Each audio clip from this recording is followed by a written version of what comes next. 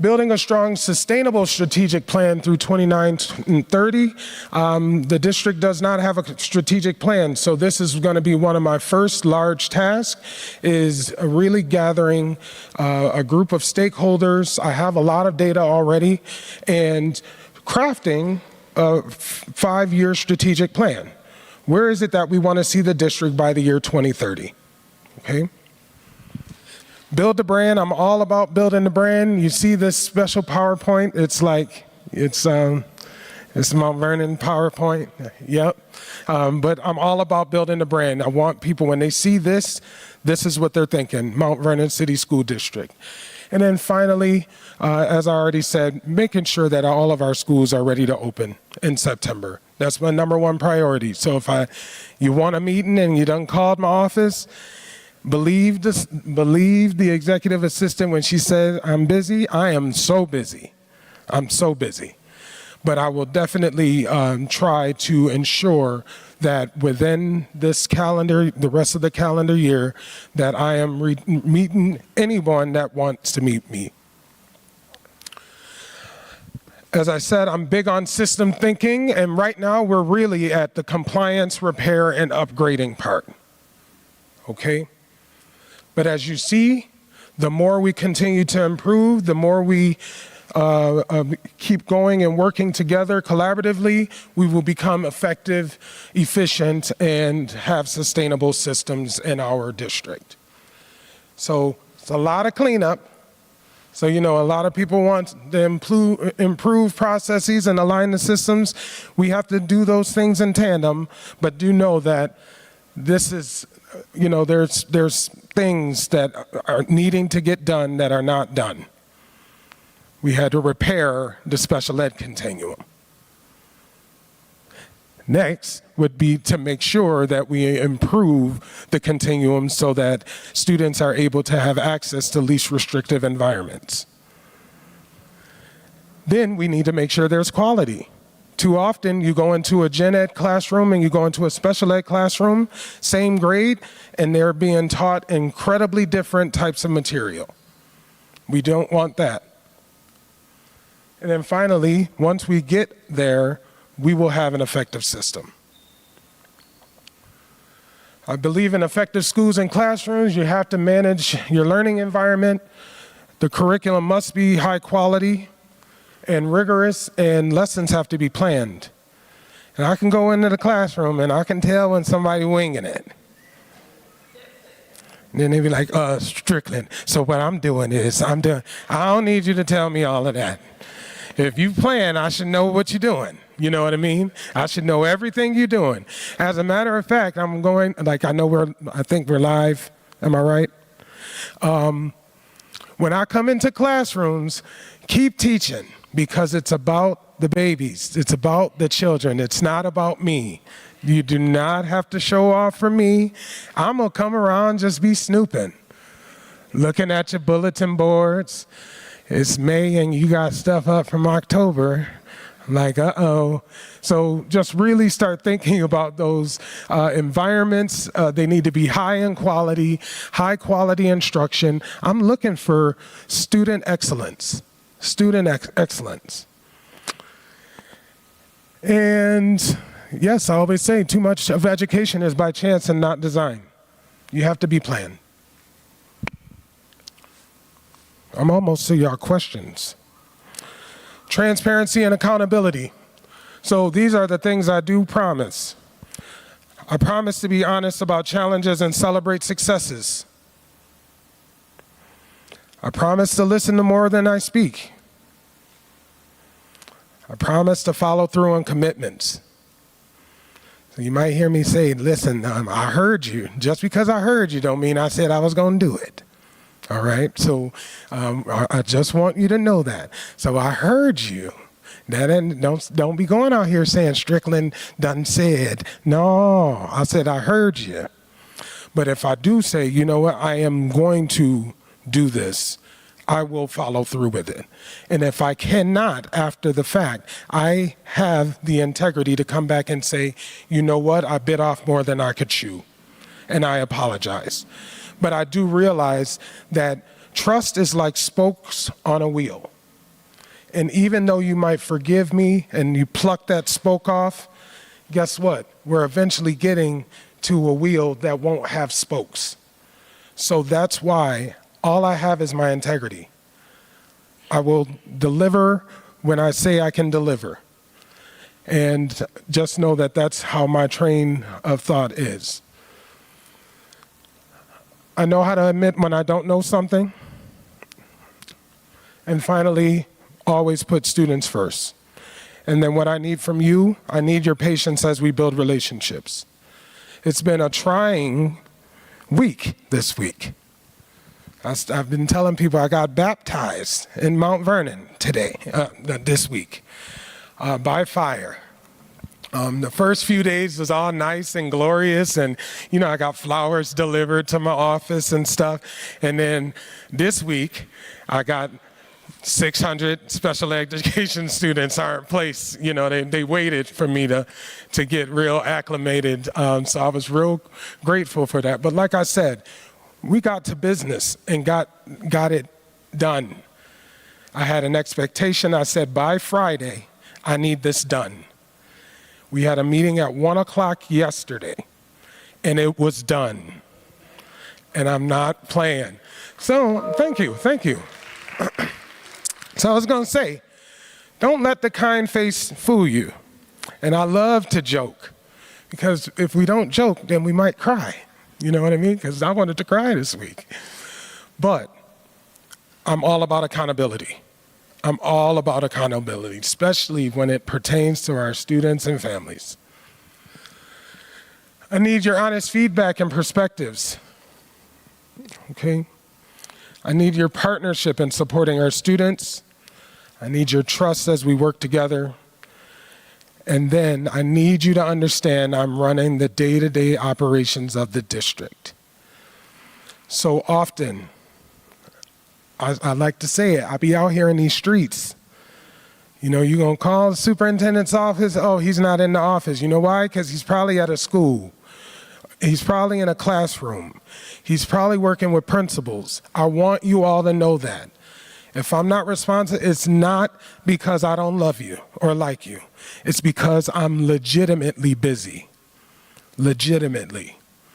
And even though I'm a millennial, yes, I'm only 40 years old. Don't get it twisted. I told you I was raised by grandparents, and I got old spirit. I'm not on my phone all the time, okay? And I go to bed early. I love going to bed early. It's just, sleep is so great, okay? And wake up and just have my coffee in the morning. I just love it. But yes, I'm running the day-to-day operations of our district. And with that being said, folks, that's it. Now I'm just going to hear from you.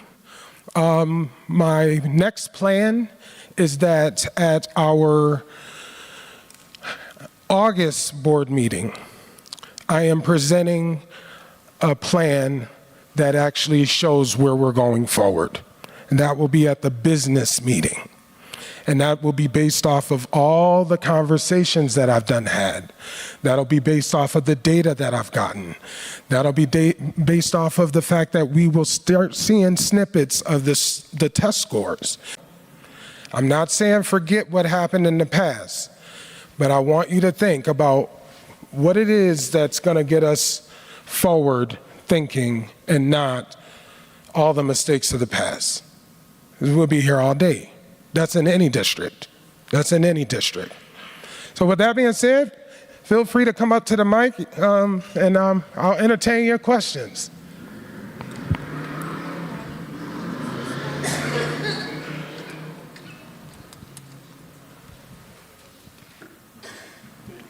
Thank you. You're welcome. Good morning. So I usually have a little speech, but I'm just winging it because it's just some concerns. So you stated that, oh, I'm sorry, my name is Anissa Vincent. I have two children that Actually, I have 4 children that graduated from this district. One of my youngest just graduated from this school, Denzel, Washington. 2 children graduated from this school, Denzel, Washington. So I'm really a supporter of the arts. I love the arts. My children love the arts. They actually went on to pursue the arts in college. And my daughter's doing great, actually. Thank you. But so my concern is, what is the district going to do to continue to support the arts? Here at Denzel Washington School, we need certified, credentialed teachers in the arts, not just a teacher that's a general ed teacher teaching the arts. We need credentialed arts teachers. We had a wonderful musical theater teacher, Miss Hall, who ended up being a creative director over the whole district, and she retired. And I was told that that position is not being replaced. I just, I'm really concerned, because it's always been, I see that the school and the arts are declining, and I just don't see the support that we need here for the arts. I don't want this school to become another just regular high school that puts on plays. No, when my daughter started, it was very, very artsy, very arts generated. It was really like Fame, like you saw, it's not that anymore. And I wanted to see it back on that level. We need the support here. It started, we believed from the onset of the school that it starts with the 6th graders. We've always had 6th graders in the school, and they've been removed. So that is a concern of the school also, to bring the 6th graders back. And also, you made a statement about 95%, we're going to, concentrate on that. I believe it should be no child left behind. The 5% that are not there, that's who we need to concentrate on. We need to bring everybody up to, the level where they can succeed. So that's basically all I have to say, especially, like I said, about the arts and us getting the support that we need here. Thank you so much for your questions. It was loaded. Okay. First and foremost, I'm a huge supporter of the arts. Even as a building principal, when I tell you I sent my pre-K babies to art, even though that's not a part of the curriculum. I made sure that my budget was 2 full-time art teachers, 2 vocal music teachers, 1 band teacher, 3.3 physical education teachers, because we need to make sure that we're developing the whole child. I do understand your concern about the creative director situation, and that's something I'm going to have to analyze. That is an area where, I know that Ms. Hall, I've already heard about the wonderful work she's done for the district. And I already have her on my radar to speak with on ensuring that we have that high quality programming in the district. In terms of teachers and teacher shortages, so I've already met with the director of CTE, and I asked for the landscape of the certified programs that we have out there.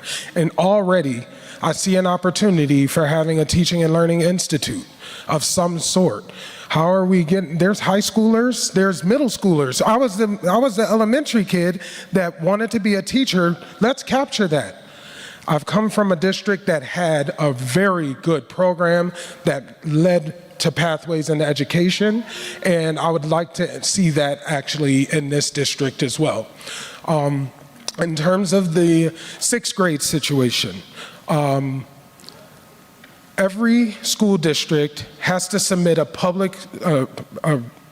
school registration form, and as of next year, I even got a notification that all the registration forms had been approved, meaning whatever was submitted is done for next year. However, one of the things that really starts jumbling everyone is when you have so many different configurations. You have pre-K-8, K-8, pre-K-6, K-6, 7-12, 9-12. I'm confused already. Okay, so I am interested in getting one of the local colleges or universities up here to really do a study for free. Really do a study for free to analyze what's the one most cost-effective model for a district. Two, what's going to be the most rigorous in terms of academic achievement, and then really make a firm decision on how the makeup of the district looks. Okay? So that's my commitment to you with that. And when you talked about the 95%, I hear you. So remember, I told you I'm looking out, the ones that are rough, those are the ones I'm trying to sit at the lunch table with. You know what I mean? I want to hear their perspective.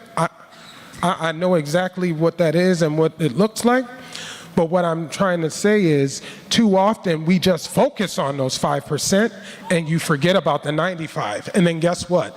That 95 shrinks to 50, and then you have half struggling and half doing well. So that's what I mean in terms of making sure we meet the needs of all the learners, but really focusing on the true good, you know, of our schools. But I appreciate your comments, and I'm hearing you. I hear you. I appreciate it. Yes, ma'am. Yes, sir. Thank you. Welcome, Dr. Strickland. Thank you. So my name is Jeff Monroe. I remember. 6'1", so I can't. Yeah, I was just going to say, just take it off like you're about to keep sweating. So I want to really address, okay, 3 specific points. So, and you may not be able to answer them all today, but, you know, we can follow up as a footnote.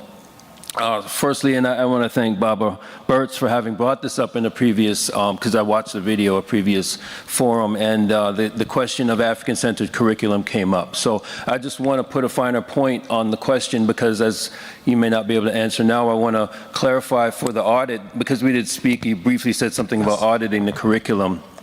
I want to kind of emphasize this because this is kind of a drum I've been beating for some time. African-centered curriculum has been shown in an NEA study in 2011, and they called it multicultural studies, but the point is not because Mount Vernon's student body is mostly African descended, but because academic rigor is just more honest, globally relevant, et cetera, when all disciplines, all grade levels are properly referenced for global reference points for education. I'd like to know if that's been a reference point, and whether or not you can speak to or not the issue, because at some point, I suppose our trustees will probably have the final say as to whether it's funded, et cetera. Second question, this is a grant, the Felicia Rashad Theater is a grand example of what's possible, yes. And we know that we can't have a Felicia Rashad Theater in every school. In fact, it wouldn't be necessary, but this is one example that it can be done and how it can be done right. I'm a professional technician. I understand that it's costly, it's labor intensive, et cetera, but most of our schools have mics that don't even work, a projector that's not bright enough, screens that are dilapidated, et cetera. I'm wondering if if attention can be paid to that, because it's a preface to this next question. I'd like to know what your opinion is on having our schools' physical plant open to community meetings, because we have no community center that's really usable. If you've been to the Dole Center, you know what I'm talking about. We'd like to also make the community usage of spaces more amenable to community needs. We don't have $800 for, you know, use of rental space, et cetera. Not all our community organizations are not-for-profit, so we don't have insurance. Those kind of administrative obstacles really stand in the way of using community schools. I'd like you to kind of weigh in on that, because we'd like that to change, quite frankly. Some of us who organize in the community just are beside ourselves as to how many school buildings we have, and we can't meet or have community forums in any of them. Thirdly, and you may be aware, and lastly, you may be aware, and maybe you can't answer now, or maybe you're aware and just it's not a priority. the school district has had up till, I think, 23-24 a relationship with the Anti-Defamation League. I know there was some funding attributed for an anti-bully program, ironically, because the Anti-Defamation League, as you'll see in reports, is very much a genocide kind of complicit organization. And for that reason, in fact, the NEA, the National Education Association, released released a statement this year that they've taken a vote that they're cutting all ties with the ADL. That's momentous because, frankly, a genocide complicit organization is still a debate in this country, but that's not the point. The point is Mount Vernon should not be continuing a relationship with the ADL. If you know that that exists, I'd like to know if you're aware, and if so, are you without debate, ready to cut that tie as well in terms of Mount Vernon's relationship with the ADL. Thank you. Listen, thank you. So that was a lot, sir. So I will say, Mr. Monroe, to your last question, I do not know. Okay, but I will find out. So I don't even want to lead you astray. And I like to do my own research as well to ensure that, yes, I hear your perspective, but making sure that it truly isn't a benefit for our district, or there's something that we can do to ensure that we have anti-bullying, this genocide narrative that is in our community and plaguing it, making sure that we have something to prevent those things.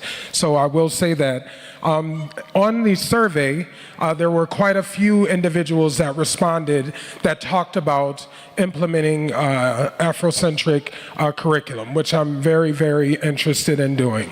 I have not done a full curriculum analysis or anything of that nature. However, I definitely hear you. The students need to see themselves in our texts. They need to really learn about our history, and too often we've been shielded from all that. Okay, my perspective came to life when I read Lies My Teacher Told Me in college, and started finding out about Columbus and hearing all of the things that he stood for. And we were sitting here just celebrating, you know. Now I'm happy about the day off. Don't get me wrong, I love that day off, but not for him. Not for him. So those things need to happen, and I did address you at that last time, making sure that there's representation of all cultures and all spaces. That's going to be absolutely necessary. I do know that there's a tight space in Mount Vernon, and already I did give approval for an organization to use one of our schools this weekend, and I just, of course, like, that was without saying. So I just have to really make sure that we have board policies to talk about what it is that we can and cannot do, what can we charge for, what shouldn't we charge for, so on and so forth. That's a decision that I can't make on behalf of the district, because there is policy that would need to be established by our Board of Trustees to ensure that we are in alignment regardless. But like I said, this weekend, I heard, hey, we have a forum, flight, I think 621, we have a forum for children. Okay, enough said. You know what I mean? If it's positive, if it's teaching them about, being good citizens in this community, I'm all for it. I'm all for it. Did I get all of them? I think so. Oh, see, you did this. That's the first example. You ain't say everything I like. But okay, no, but I definitely, like I said before, I will be rewatching the video, and I have no problem with addressing, the actual concerns in full. Thank you, sir. Yeah. You got no speech. I am 5'1". So, hold it. Good afternoon, everyone. Good afternoon, Dr. Strickland. My name is Ken Robinson, and I am the PTA president of this incredible school, Denzel Washington School of the Arts. I know Miss Vincent, she touched on what I wanted to talk to you about this morning, but this afternoon, but I'm still gonna go ahead with it. There are so many things that I could probably talk to you about anyway. Example, a bus for a student performing arts to take them around to perform in the community and even outside of the community. We need that. But mainly this morning, I wanted to speak to you about the sixth graders. So I have my notes here because as I'm getting younger, you know, things happen. DWSA is a magnet school designed as a 6th through 12th grade performing arts school and has been a beacon of creative education. Sixth graders is essential to our unique and successful environment. I firmly believe that the most effective artistic development begins at a young age. Early exposure to the rigorous and specialized arts curriculum offered at DWSA enables students to cultivate their talents, develop fundamental skills, foster a deep passion for their chosen craft. Delaying their specialized instruction until 7th grade can hinder crucial artistic growth and potentially limit a student's long-term potential. Providing this early opportunity will help our children excel both in the arts and academics, since art education is not established in the elementary schools. Starting in 6th grade is vital for fully developing students' talents, building confidence, and preparing them for long-term success. Sir, I am asking you, please reconsider the 6th grade program here at Denzel Washington School of the Arts.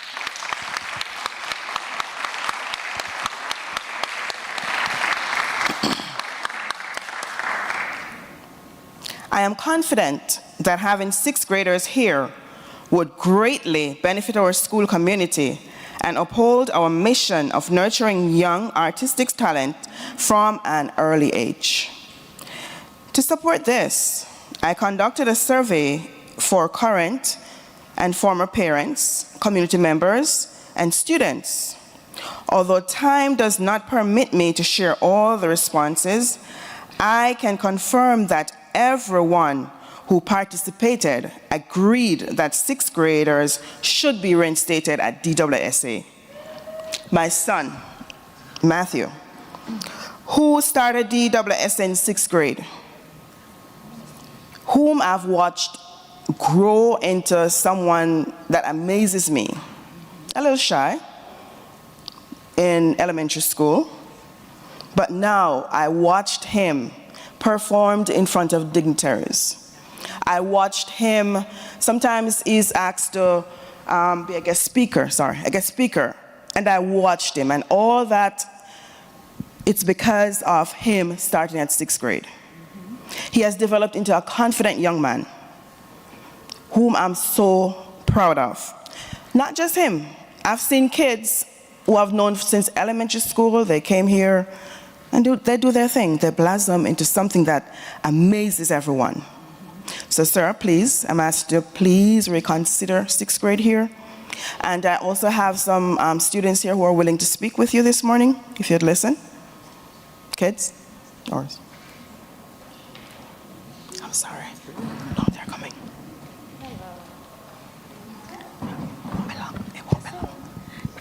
Good afternoon, everyone, and good afternoon, Dr. Strickland. Hello, my name is Judith Bennett. I am a rising senior elementary education major at Howard University. I actually was a part of the first 6th grade class of Denzel Washington School of the Arts, and I graduated from here in 2022. So I went through the full program. I was here when it started. And I actually came, I'm currently having an event down the road with a whole bunch of students. Dr. Strickland knows, I have some high school students, and I had to pop out and leave them because one of the students that goes here texted me and he said, they're trying to get rid of 6th grade. And I came and I was like, Mid-event, I left my event with my students to come speak on my experience a little bit. And so I came to say that cannot be. Sixth grade is technically middle school, right? It's 6th, 7th, 8th grade. That's currently the thing. So if it's a concern of, students maybe being around people that might be developed a bit more than them, I would say that that isn't quite right. 6th, 7th, and 8th grade is considered middle school in the state of New York currently. And I think that they deserve to be here. I probably wouldn't be where I am today and doing the things that I am today had I not gained leadership skills that I did even in 6th grade in this school. I think that this school, and I say this school with pride because it started off as a program and I was in that program.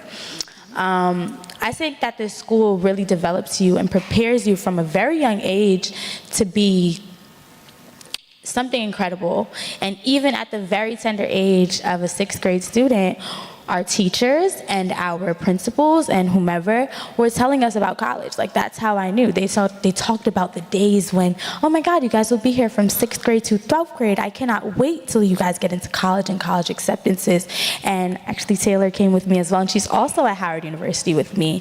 And I can say that the majority of my class, we started at this school in 6th grade, and maybe some of us started in 7th grade, and we're all at different HBCUs and different really highly regarded institutions across America, and we're doing a great job, and everyone can probably see how great, this school is and how great this program has been for the community. And I think that it really hurts my heart to hear that 6th grade might not be a thing anymore here. And I think that a lot of teachers might no longer have a job. And as an educator myself, I can't support that. And so I just want to come express my love for this school, because this isn't like a combative thing. Yeah. I love this school, and I do think that they deserve to continue operating in the capacity that it does. So I love this school so much. So please, please, please, please, please, please, please keep 6th grade. I hear you.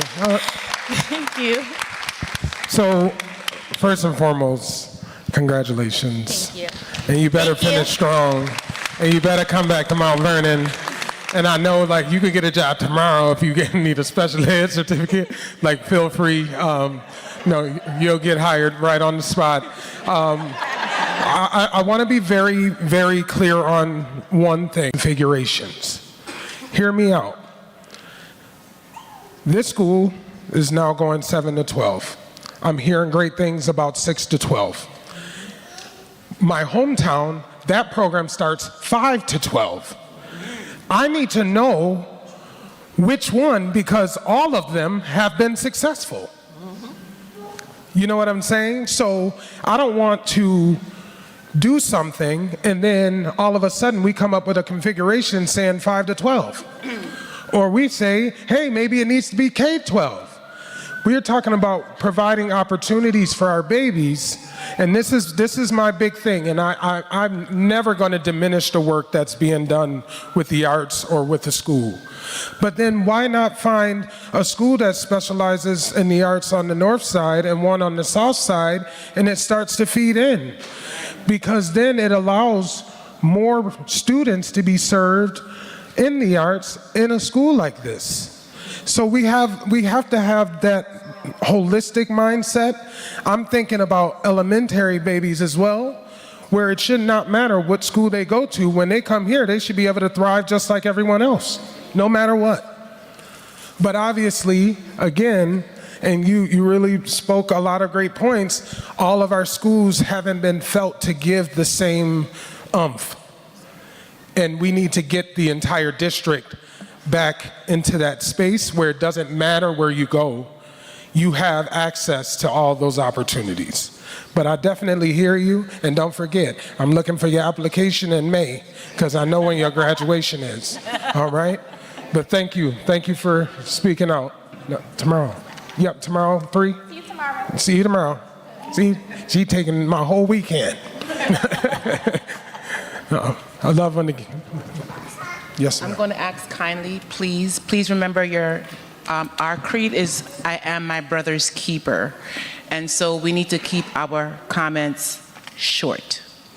Thank you. Thank you for that. I want to hear from everyone, too. Welcome, Thank you. Dr. Strickland. Okay, my name is Lynn McBride. I'm a longtime fighter for education. I'm a retired special ed teacher in the New York City public schools. So if you don't know anything about New York City, that is a battle. I sat on the Board of Ed for this district for 17 years. When I started, they didn't even have places where children could eat lunch. We fought the battle to have lunchrooms in every school. We fought the battle to have full-time kindergarten in every school. We fought the battle to have nurses in every school. Okay, I am still interested in education. I was on the Southern Western Putnam School Board for about 6 years, and I'm on the BOCES board. All of this is volunteer, okay, make it clear. I hear you. I'm in it to see that all children improve, and I like your philosophy that it shouldn't matter what school you go to. Like I said, all 3 of my children went to schools here. They all excel. They all excel. Yes. I think it's a combination of school, parents, church, and Yes. on all Yes. sides. It's the community that helps to make the schools grow. Yes.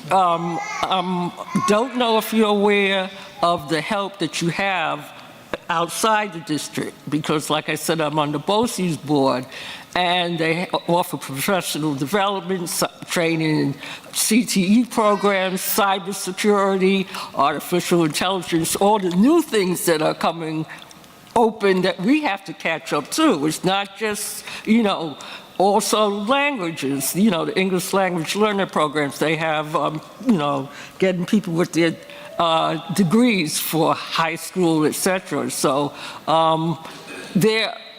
no man is an island. I've learned that you get ideas from outside as well as inside. And there's more than one way to, like they say, skin a cat. So welcome. Thank you. And thank you for your service. Yes. And I definitely don't take what you do for granted, but I will say one thing. Yes. I come from a district where we did our CTE in-house because we know that when we send our students out, then what happens? Sometimes they come right back or they're not given the same opportunity as everyone else. So how do we build a robust program, that I hear that Mount Vernon High School is really getting into We had, so that we can... but we need money. Yes. And we But- need the city to pay their taxes to the school board, but that's nothing. Amen. Pay the taxes. Listen, I've been telling them tax people, make sure you smile. Thank you. Yes, sir. Hi, I'm an alumni from the Denzel Washington School of the Arts. Yes, sir. My name is Davion Price. I just graduated this year. Congratulations. Thank you. As a former student here, I can say for sure that having 6th grade here has made a very big impact on who I am now. I transferred here from the Bronx, so being a new student here and seeing a different environment made 6th grade very essential, going from a singular teacher in elementary school to having multiple teachers here in middle school. 6th grade made that transition a little bit more doable, from having our 2 teachers here to moving forward, having multiple teachers in middle school. I feel like kids nowadays will really need that transition, especially moving into a new environment. I feel like that's very needed for our students nowadays. And as we know, our school is not that big, a source with multiple schools. Having our singular teacher moving in to the 2 teachers in 6th grade, that moves you into having multiple teachers for your specific classes, middle school and forward. I feel like just jumping with that shock from a singular teacher to multiple may affect some students in different ways, especially if they're moving from one school into a different high school. That may affect them. Yes. And I feel like having our 6th grade will make that transition a little bit easier. Thank you. Thank you. And he helped with all my tech, so I really appreciate it. Really quick, just to respond to something you said. So you were hitting some nuggets. These are some of the things I've already done. One of the things that I've sent our school leaders is encouraging departmentalization. In my school, as a principal, you could not teach ELA and math. The load was too heavy. What I asked is that, or I told principals, I will be allowing departmentalization at 6th grade, and I'm actually, with it being mandatory, 26, 27. And they need to consider it from 3rd grade up. So that way you have one teacher that's really focused on English language arts, getting the babies to read, and you have one teacher focused on mathematics, which we know is crazy, even though I was a math teacher, mathematics, and then maybe one for science and social. But then I'm realizing some of our schools only have one class in each grade. But I also believe in departmentalizing for special education students. They should not be in one room all day. So even if you take 2 clusters of teachers, you teach 4th and 5th grade math, you're still focused on one content. Things can be done, and those are the innovative things that need to happen in order for student outcomes to improve. So I am going to, I just wanted to respond to, the 6th grade comment. I definitely understand about the movement, and I saw the 6th grade teachers here, and I was like, okay, I like them, I really did. Yeah, yes. Yep, they done gave me some creeds, and the kids all stood up, and I was like, all right now, make me feel right at home. But so I understand, I want you to know that. But then I'm also thinking about how are we providing this opportunity to all of our children in our district? Because guess what, it's gonna be a shock to those students at a K-6 when they go to 7-12 anyway, if they're not departmentalized in some way, shape, or form. So, yes. Hi, good afternoon. Welcome to Mount Vernon. Thank you. I'm Dr. Malik Andrew Small. I'm a homeowner here in Mount Vernon, as well as a veteran principal in New York City, as well as a member of the New York State Commission on African American History, where I served alongside Dr. Hazel Dukes and others. So I want to say welcome, and I also want to congratulate Ms. Thomas and her team for carrying on the work and the vision of the founder, Dr. Collins, when she created the Denzel Washington School for the Arts. And I know you've heard it already, but I'm going to say it from a research point of view. Research shows that what you don't introduce in middle school, particularly around that 6th grade, you're not able to spark that interest and maintain a true interest in any of those places once they get into high school and so forth. So I'm an advocate of having 6th grade because I know the journey of an artist, a journey of preparing artists to go out into the field really, really needs to begin at 6th grade. So I want to echo what many others have already said. I've heard you speak about the district. I've heard you speak about the structure. I haven't really heard you mention the fact that the Denzel Washington School for the Arts is a magnet school. And as a magnet school, it was created and intended and designed in a very specific way. And so my question is, what are you doing to honor its magnet status and the reasons and the structures around how and why it was created and upholding those mandates? And secondly, what is the feasibility of opening up Denzel Washington art schools to outside districts in order to increase the competitiveness around preparing students to enter into the field of arts, and also to increase the financial competitiveness for the Denzel Washington School for the Arts? Thank you. Very salient points, so I just want to be clear. We're using the building decisions. Because what I tell you, if they come in and say, Strickland, Denzel needs to be 5 to 12, I don't want to mess up and just have 6 to 12. And districts can't continue to go through these reconfigurations. It then further separates the trust between the community and the school district. And I am not interested in just, okay, I hear you, and then we do it, and then we have to change it again. I like to plan. I like to be very meticulous in how I do this. And all I can say is that there's a commitment to ensuring that this school is successful. You will see me at the events. I'm telling you, I'm in the streets. I'll be here for the plays and listening to the choir. I wanted to go a few times, but I wasn't in town yet. But you heard about that? Oh, I heard. Trust me. Dr. Thomas, she done let me know. Okay. Trust me. And that's part of the expectation, too. You know what I mean? This is a brand. How are we building it? Now, you said one interesting thing about making it competitive. I'm all for that. However, my one thing is every kid that applies here can't get in here.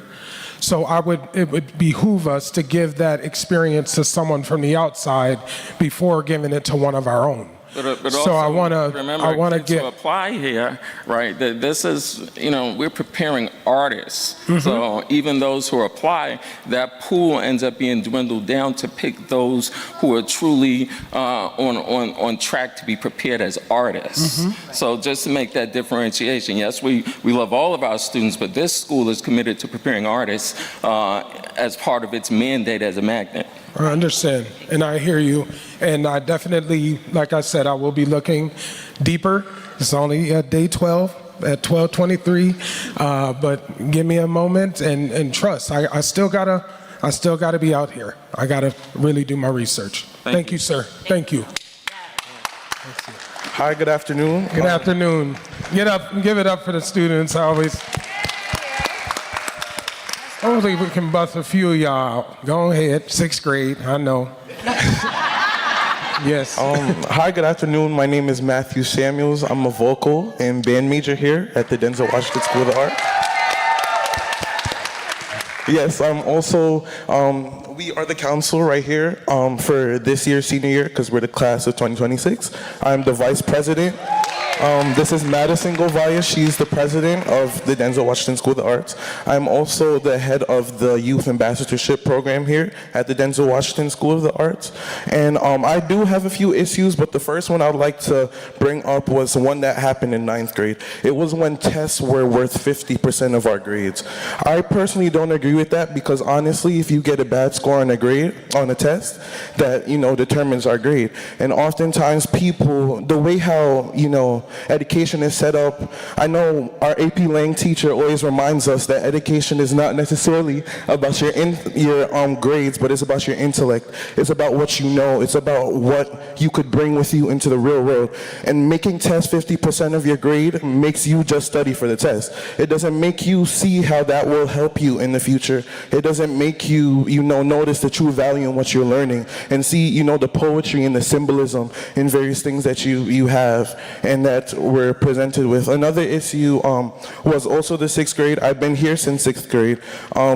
Our class was actually the class that helped petition to get Denzel Washington, the name itself. I made an essay and, everything.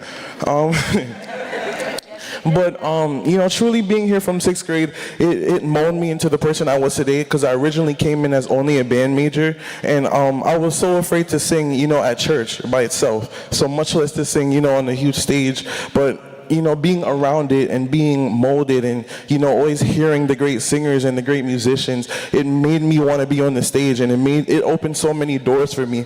And, it honestly brought up my resume for college, so now I'm feeling more confident into, going into an academic institution because they automatically, give us various opportunities if you put yourself out there. So I feel like it's very important for 6th graders to be inside this school because also you'll know what you want for, when you get older, because you do have an option to go out into other schools, but it's good that students, learn different things while they're at a young age, learn while, it's still open and their mind doesn't necessarily shut to it. And yeah, that's all I wanted to talk about. Thank you. Oh, wait, no. I also wanted to mention with the 50% of the grade, I feel like it is not fair to necessarily make all the high schools have that same grading scale, because while they're able to be in class studying, and I'm not putting it across from them because so many people is doing various things, but while they're able to be in class studying, while they have time to study for tests, we have to be here after school rehearsing to put on a show for the community. We have no time. Well, we do have time because we have to make time, but it is not fair to necessarily put our grades 50% because it takes away from rehearsal and yeah. So that's what I have to say. Thank you. So just an FYI, this is the expectation. This is the expectation. I appreciate you. That was the first time I heard that, about the 50%. Definitely took note of that to ensure that I talked to the team on perhaps how are we going to bring in equitable grading policies into play, because on the onset, you have students that'll get 90s, and then we're like, but then they take the test and they're not getting good scores on the regents and things. So we're going to definitely have to think about how do we bring the standards in and really determine if students are meeting the standards versus all the weight on the test. So I definitely hear you, and maybe we're going to sing together one day. I'll sing in church too. All right. Hello, how you doing? My name Yes, is sir. Eric Kahn. Just want to say welcome to Mount Thank you. Vernon, first of all. I'm a certified artificial intelligence professional, and what I don't hear is us talking about AI. And I believe that is going to be very detrimental to all education departments, because it is now a law, basically, the White House has passed K through 12. It is mandatory that you start implementing AI curriculums. And the problem is most of your teachers don't know AI. And just to say, let's just put curriculums in, I don't see anybody preparing. And there are so many warnings out there from AI people, but I don't see anybody taking heed. Like, I don't hear anything about AI. The job, like those kids on that board right there, they're not going to have jobs. But what they're doing is they're being prepared to not have jobs. And what I'm just so confused about, like, what are we doing? I'm a consultant in Mount Vernon, so I can always help you, because what's going to happen is you're going to hire a third-party company to say, we're going to come in, we're going to teach you all AI, but you're not going to know the right questions to ask these people about ethics, discrimination, what are you doing with the data? It's so many questions that you need to know that you're probably not going to know to ask them. I always hear people say, oh, we're going to talk to the IT department. IT and AI has nothing to do with each other. IT has to learn. First of all, IT is going to be phased out. That there won't be an IT department in 10 years. And I hate to say it, there probably won't even be physical teachers in 10 years. The jobs that you are literally preparing these kids for today are not going to exist. So my thing is, I just want you to use me if you have to make sure you move in the right direction, but I think you need to start emphasizing AI and artificial intelligence, because how are you going to go into September when it's supposed to be the law that you teach AI curriculums when your teachers are not even ready? They're not prepared. So I'm just going to offer my services as a consultant, because I am from Mount Vernon. I just want us to move in the right direction. I'm sorry. No, I appreciate it. Very good salient points. Artificial intelligence is huge and really does need to be discussed. I'm glad that I have Board of Trustee members here, because that is policy driven as well. You usually have to have a policy that dictates what we can and cannot do in a district. In my previous district, we were getting to that. No, I don't want to cut you off. I keep hearing that. I keep hearing money. I'm telling you now, if you don't start preparing for this now, it's going to ruin us. First of all, median wealth, we're at the bottom. Black and brown people and Latinos are literally at the bottom. AI is pushing that. There's 100 million jobs that's going to come in the next 5 years, 78 million to be exact. 97 million jobs are going to be on the chopping block. In 5 years, 2030, look up the statistics, anybody. That's our jobs. And these are the jobs that we're preparing these kids for. So all this board, like, I know you got the board, you got to worry about money, but y'all need to really put way more emphasis on artificial intelligence than anything you're doing.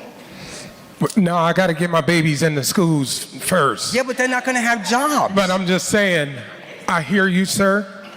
I hear you. There are mechanisms for how we get this done. I wrote your comment down. I definitely do know that that is something that has to be looked at. In a previous district, again, the one I just came from, we were moving towards that. However, I'm still focused on, I mean, look, the comments are about 6th grade. We're still focused on the reconfiguration. I need everyone to move together with me, not just, and I hear you, and I definitely will keep you in mind when we get to that point, which is urgent, but I'm saying I got babies that are not even in classrooms. All right. I hear you. I'm here for you, man. I hear you. All right. That's prayers, I love them, need them, and accept them. Sixth grade. Yes. Hello. My name is Madison Govaya. I am president of class of 2026, the next graduating class here at this school. I also take a lot of leadership in dance. I'm a dance major and choreographing and working on the shows and helping direct. And I just see firsthand, just years being here, of just like how 6th grade is very important and working with the 6th graders, and that you can see a difference in behavior of like even with 6th and 7th grade, and I think it's very important. And one thing I haven't seen any of my fellow peers mention since they've all been here since 6th grade is that I came here in 7th grade and how hard that transition is, and I wouldn't want anyone else to experience that because my 6th grade year was different. I went to Grimes, which is down the street, and in March, that's when COVID happened. That was that year for me, and I, straight A student, I was barely passing at the time, and I was just like, you know, because I'm home. Like, I didn't care to do work at this, so no one was really holding me accountable. And then I auditioned for the school because I love dance. And that transition and doing classes online and then Zoom and not really knowing anyone and just seeing faces, that was a very weird point for me. And I feel like having that transition, I feel like being in the school in 6th grade would have made that transition easier, because being at home in a screen and seeing all these people I don't know and they already kind of have that connection with each other you feel left out, and it's hard to also hone your craft, especially in this school when you don't know anyone. And also, God forbid that happens again, what are you gonna do to help the students that are transitioning to the school? What's gonna help them? Because excuse me, I did write some things down. I would say overall, like I mentioned before, 6th grade is such a pivotal moment in a student's journey. It's not really just a grade level. It's that weird transitions that you're not quite like a baby, but you're not a teenager. And you're going through a lot of emotions, you're going through puberty. And also, no one really talks about the social aspect. I hear a lot about academic, but making friends is very, very hard, and I feel like for the new kids coming into 7th grade, they might have a little bit of a disconnect for the people that are previously here last year, and how are they gonna catch up? Because also another issue to also mention about academics is that at Grimes, that the push wasn't as vigor. So when I got to this school, it was really, really hard. And it was times where I felt like, oh, like imposter syndrome, like I don't think I should be here. And also to touch on arts, we are honing students to be artists. And it's also, yes, we want these opportunities for everyone else, but it's also hard to hone your art. They should already know how the school looks like, how to get around. I don't think that's a grade where you should be new to the environment and how it works, especially when it's holidays and you have performances. That's extremely stressful. And as someone who not only performs, but is here after school and even during school hours, leading our students, I think having that learned experience in 6th grade is very important. Congratulations, Madam President, and yes, I hear you, but you're highlighting some of the very things that I was talking about in terms of you left one school in 6th grade and you came here and you were in shock. And that's not how it's supposed to be. You should have left that school ready to jump into wherever you were going to go. So I have an obligation to make sure that that doesn't happen for 6,500 students in this district. But I hear you. I promise. Thank you. Just an FYI, everyone, I will take everyone's comment. I do want you to know it's 12:37. I want y'all to go on about y'all Saturdays. And I'm ready to go home. No, I'm just kidding. I want to relax. But no, I will take everyone's comments, but I just want you to be mindful of the individuals behind you. Yes, sir. My name is Elias Gutzeit. I live on Bedford Avenue across from Graham Elementary School. I used to be on the school board. I spent 8 years on it thanks to Lynn McBride and the other trustees that served with her. I want to wish you all the best, because I know when the school board chose you, they expected the best, and our kids expect the best, and I know that's what you're going to do. I am coming to you with something that won't ever come up except if I bring it up, so I am. There's two buildings. One's Rebecca Turner, the other one's Benjamin Turner. And when we renamed the school in 2014, it was to develop a Turner Educational Park. And there was a resolution passed that called that piece of property Turner Educational Park. And it was supposed to be a center for local history growth. Since that time, the gentleman who stimulated that conversation is a fellow by the name of Dr. Larry Spruill. And Dr. Larry Spruill was the city historian. He retired from here as a history professor and administrator, and went down to Morehouse and retired as a history professor. But what the Turner Educational Park was intended to do was to team up with St. Paul Church, which is the only National Park Service facility in the county of Westchester, located on South Columbus Avenue in Mount Vernon. And in the year that we did this, the St. Paul's facility was celebrating the 150th anniversary of St. Paul Church and the Park Service, U.S. Park Service. And we had an event there. And we followed Dr. Spruill into the church cemetery. And he showed the children where the people of color were buried. And he couldn't show them any stones, because in those years, people of color didn't get stones. And a little boy named Joshua asked him, where are the stones for them? And he said, they're all here. He asked where they were. And he said, they're all around us, but they didn't get any stones. And in that one conversation, the young man had a conversation about local history. Benjamin Turner was a 19th century, early 19th century member of the team that dug the holes at the cemetery.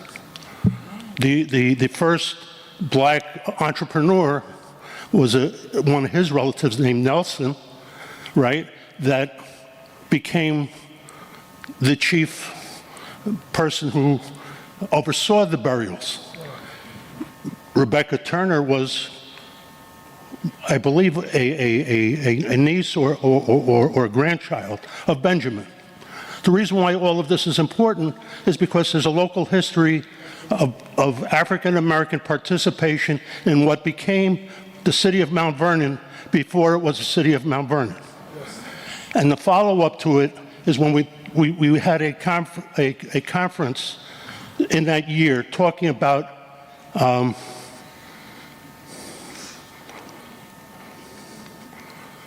how there was I'll leave it to the historians to talk about, but Mount Vernon actually took the Turner property that belonged to the Turner family without compensation. And that's a history of Mount Vernon that we need to tell. So I would love to see and help you hook up with Dr. Spruill, because he developed something in town right now called Foursquare History and Heritage Society. And the purpose of that is to hook us all up with the heritage of our community that goes back to 1643 of people of color. Thank you. Thank you. Thank you for your thoughts and your wishes and your service.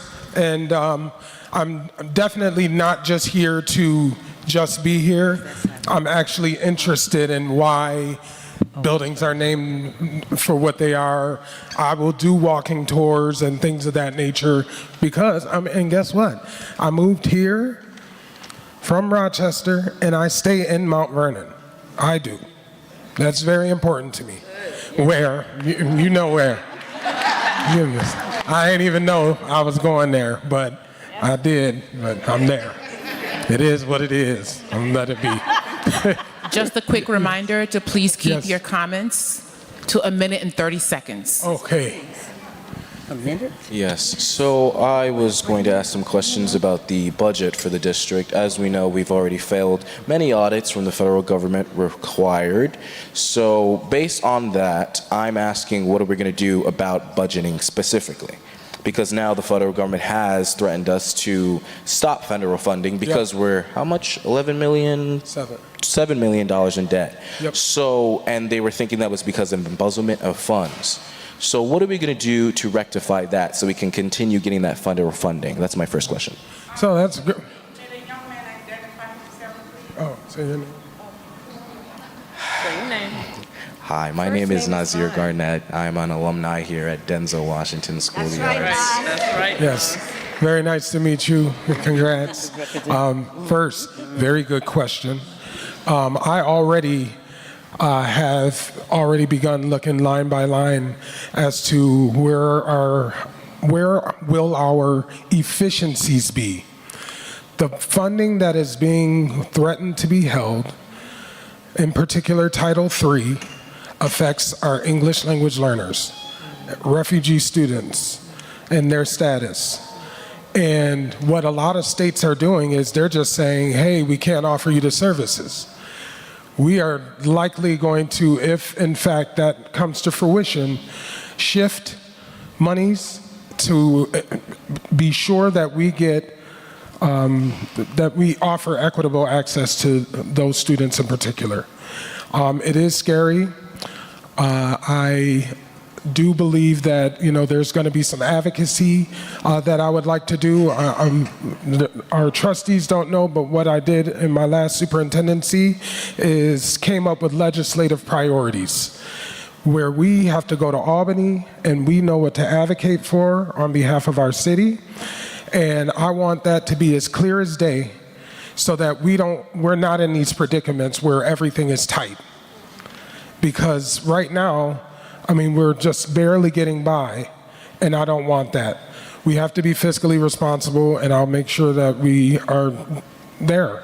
Right, so there is going to be a plan in place so that those funds will not be missing again. So, okay, I'm sorry, what funds are you talking about? So there was an investigation by the federal government into the district spending. Got it. Yeah, so there was a federal investigation into the district spending. Well, yes, but I guess you weren't aware of it till now. But there was a federal investigation into the district spending on where the funds were going and why they were missing. I'm asking, so there is going to be a plan in place where that won't happen again. Oh, absolutely. Listen, one thing I don't play with is money. I told you, $1.1 billion budget did not touch the fund balance. We cannot do things like that. Believe me, ooh. Right, okay. I ain't trying to, I don't look good in orange. So the second question, you were talking more about the district and the needs. I understood you were talking about the shock of moving from 5th grade to 6th grade like Madison was talking about. So I wanted to speak about some of the specifications that we have here with the high schools in the district. So usually for Mount Vernon High School, they have specific programs for, nursing, they have auto mechanicacy, they have specific programs for students that are interested in that field. Correct. Right. And then at STEAM, there's stuff for, STEAM. You have science, math, education, stuff like that. Yes, sir. So that's their field of education for their high school. Here, it's the arts, right? That's why we have Denzel Washington for students that are interested in the arts. So you were talking about this survey, which you kept coming back to with everyone talking about the 6th grade. I'm confused on why we have to wait until that survey comes out in order to have it 6th through 12th, when we see now that the community here should be the survey to show that we do want it to be 6th through 12th. So what exactly is this survey? Who are we getting this survey from to determine why it's 6th through 12th or 5th through 12th or 7th through 12th? Great point. So the reason why we have to wait for the survey is because of situations like this where a lot of people are coming to advocate for something that was done, and I'm still not quite clear holistically. And I've even mentioned that to my team. I said, I don't understand, help me understand what was the thought around, so I'm still finding those things out. And one of the things that I promise that I won't do is deliver something that I can't deliver. And I need to make sure that I have data.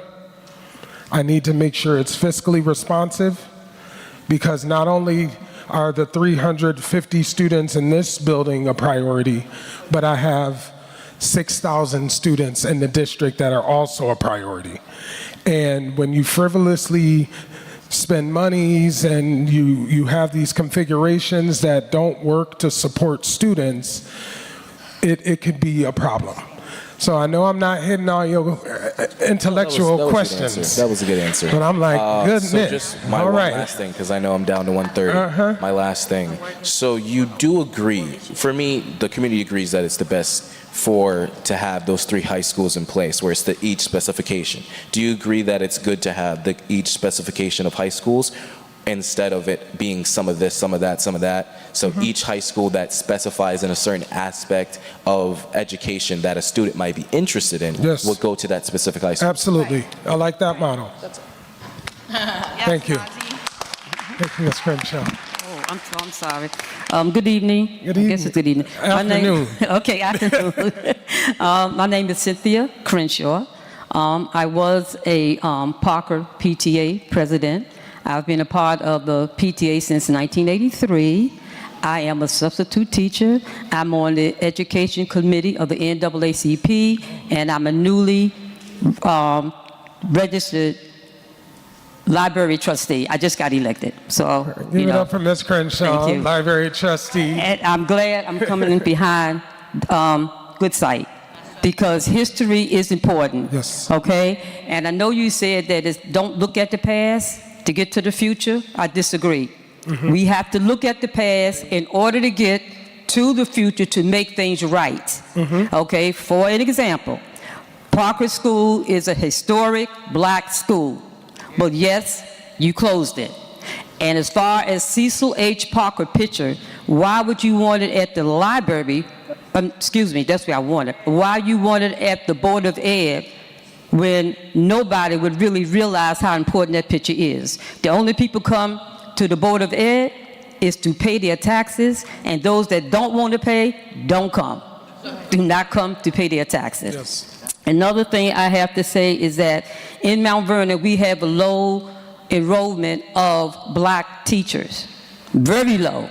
Now, we had 2 black teachers that was very important in Mount Vernon, and that was, call the names, Troy Newby and Ralph Burke. They did a lot for our black boys. Am I off the mic? They did a lot for our black boys. As far as our students, the kids that's coming up here talking, they are coming to talk because they had excellent bread and butter. Bread and butter is our teachers of Mount Vernon.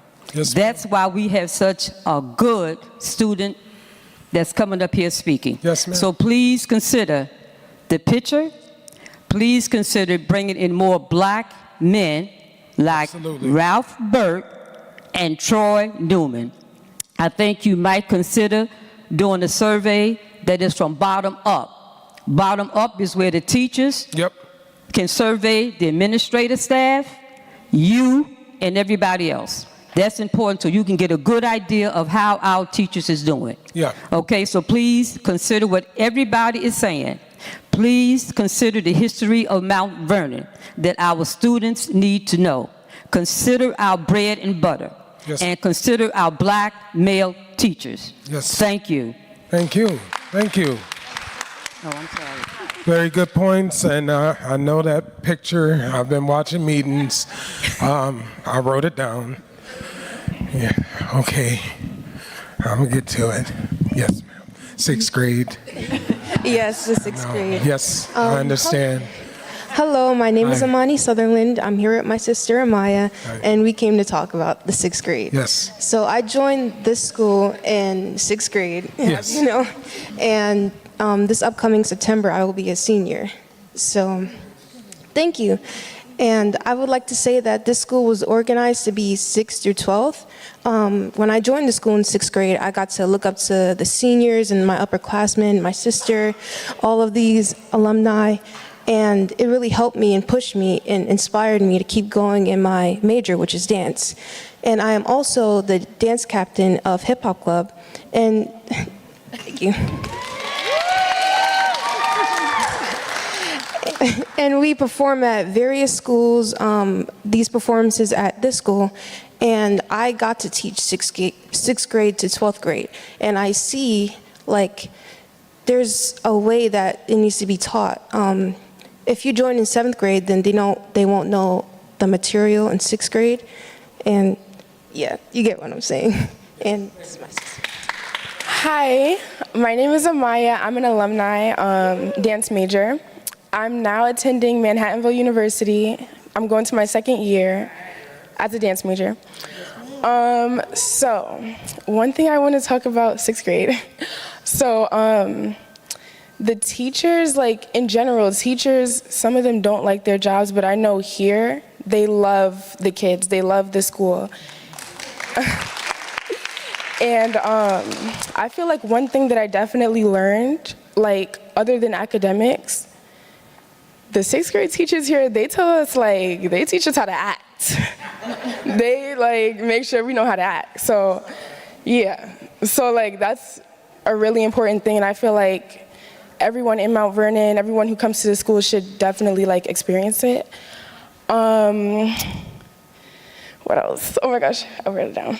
Okay, so attending this school for the 6 years that I was here, I was able to definitely like flourish with my dreams for dance.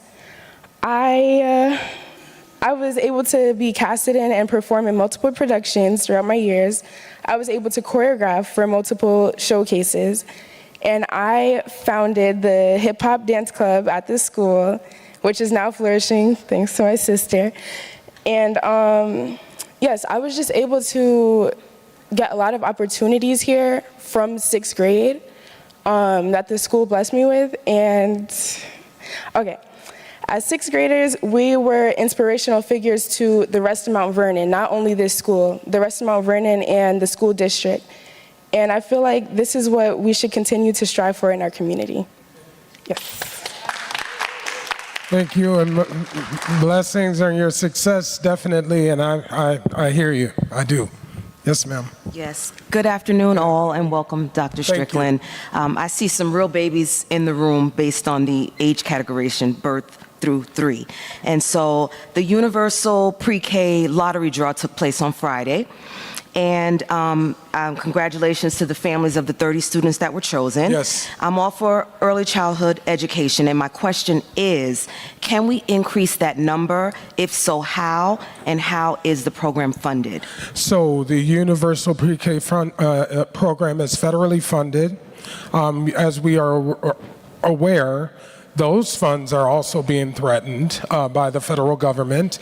And I kid you not, I knew about the lottery that happened yesterday and have an email out to Eric Sweet, who's the Assistant Superintendent of Early Learning at the State Ed Office. And I would like to, to explain to him that we have a huge need for spacing for our pre-K3 students in particular, and I'm concerned that we have community-based organizations and space and places and we can't serve them. So I have that email out already. I told you I've been working. It's 12 days I've been working because that is a huge deal. The earlier we get them, the more chance for success that we have. And I appreciate your comment. I just wanted to state my name for the record. I'm Nicole Lucio. Nice to meet you, Miss Lucio. How you doing today? My name is Spencer Augustine. I'm also an alumni of DWSA, but I'm not also going to talk about the 6th grade. I have a multitude of topics that I want to tackle upon because I am kind of passionate about education. Although I'm a music media major, I'm studying music and multimedia. I teach outside of here. I teach percussion to a lot of students, and I can tell the push-pull when it comes to intellect, and I also can tell when I come to school here, I see the difference in how we perform and how we're kind of being trained differently. It's a different generation, yes. Students are different, every student is different, but I feel like having these specialized forums like a STEAM school and a magnet school are very important, but not only at a certain age, but at an early age, because it gives you the chance to not only think about it gives you a chance to think about what you want in life, all right? Most of us, as we grow up, our parents tell us, go out into the world and, you know, be a good example of me. But a lot of our parents, some of our parents ask us, what do we want out of our life? Or what do we want out of our day? What should we be striving towards? It's the substance that's getting poured into us that changes that. You get what I'm saying? And I feel like a lot of that substance, you're kind of seeing it right now. It's kind of an example of that. Through this school, I also went to this school from the 6th grade through the 12th grade. I'm from the first graduating class to go fully through the 6th and 12th grade, and that hands-on build a village vibe also creates that substance. It can be found in a lot of other places, but I want to advocate for that, and I know you want to be able to kind of bleed that out into the other schools. So you keep talking about holisticness and bringing in other things outside of how we normally do. I do believe that our education system right now is very Western, and us being black and brown people, that doesn't correlate with how we think naturally. So I want us to all recalibrate our brains right now and let go of how you kind of went to school, because you kind of didn't like it. Let's tell the truth here. We like education, we like learning. We don't like how school is. And we need to reiterate what that is. So whether that is meditation, whether that's bringing in mindfulness, bringing in more programs that actually talk to black and brown boys separately, girls separately, and touching upon things that are actually going to bring substance into our community instead of just keeping it specialized and individualized. I feel like it's kind of similar towards capitalism because of the individualism, and we're kind of like all in our own boxes with our own blinders right now. And I feel like if you're aiming for a better way to kind of bleed that out, I feel like this is a good space to start at and break those blinders and bring in more of that. So yeah. Thank you very much. I hear you. I appreciate all that you do. And you said you're a teacher. Because I think we need teachers. I teach at the time. Okay, well, get your certification so you can teach here. All right. Yes, sir. Thank you. I'm always recruiting. 6th grade. Get your teaching degree, and then we might do that. Yes. Thank you. Good afternoon, Dr. Strickland. My name is Donna Jackson. Pleased to meet you. I'm a product of this school district. This school district nurtured my love of the arts and local history and gave me my first international travel to West Africa. You have some questions up there. What are my hopes and dreams for the students? That they have experienced people who will listen to them. Thank you for being one of them. And who are lifelong learners themselves, who can continue to inspire them and provide guidance and opportunities. I'm grateful that I had that. My daughters had that. My oldest graduated from the STEAM high school and was nurtured into a love for solving environmental issues and forensic science. My concern is how can we bring back things like the district-wide science fair and connect students with regional and state science opportunities like the Regeneron Science Fair. My youngest graduated this year from Denzel. She was very shy when she got here, and the staff and educators set up a safe space for her to evolve. Just like student Matthew mentioned, Layla found her voice and her courage here at Denzel. And just this week, one of Denzel's GEM educators in Janet Rush showcased some of the visual art students at Columbia University Teachers College. Okay. You mentioned rigorous curriculum, but exposure is so critical. Yes. I'd love to hear ideas and plans to seek out outside of the school walls exposure, and also to keep Denzel grade 6 to 12. My concerns, strengthening how we guide our babies through these college and career readiness processes, and exposure to arenas that are just, maybe outside of our norm, like the gentleman mentioned, AI. That may require bringing back alumni and folks to interact and inspire them. We have a whole wall of fame over at Mount Vernon High School, and some of those people are still living. Not all of them are dead. So, Mount Vernon has a rich history. I'm a local historian, especially in science and industry. We were home, just a fun fact, we were the home of electric vehicle technology back in the 40s and 50s, aside from being a great sports place. So how can we better support our families? That's another one of your questions. One suggestion is a shared calendar with the city and the library so we can avoid some of the double booking that happens. And what would success look like? It will continue to look like the young people that came before you today, literate, empathetic, brilliant, and ready to be competitive with this world. Love it. Thank you. Thank you, Ms. Jackson, and I'm all for exposure. Rigorous curriculum actually also means exposure to the outside world. Doesn't mean just what happens in the classroom. And thank you for those other thoughts. We'll be talking. Yes. Thank you. How you doing?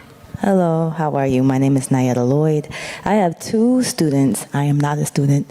I have two students who attend Denzel currently. She'll be going to 9th grade, and one in going to 11th grade. They both started at 6th grade. I will preface this by saying that I'm also an educator. I teach 6th grade, but I'm not biased. I'll say this, I teach in a 5 to 8 currently, so I see that structure and I see the pros and cons of having a 5 to 8 structure. I am for a 6 up structure. I don't think 5 should be in middle school. I can give you the reasons later.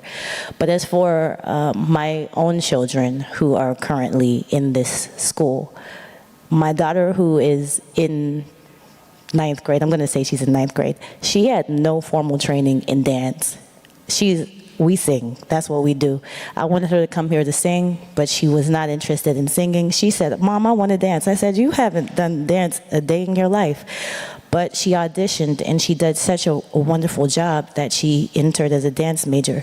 She needed that 6th grade year because she had no formal training. And that 6th grade year really developed her foundational skills in a way that allowed her by 8th grade to be a soloist, to shine in a way that now going into 9th grade, I feel like she's found her footing. And we talk about finding footing, but that 6th grade year was so pivotal. I was really concerned about her coming to this school, being that it was, it has a high school. Also, just developmentally what that looks like. As a 6th grade teacher, I know that I nurture those kids because you're still babies to me.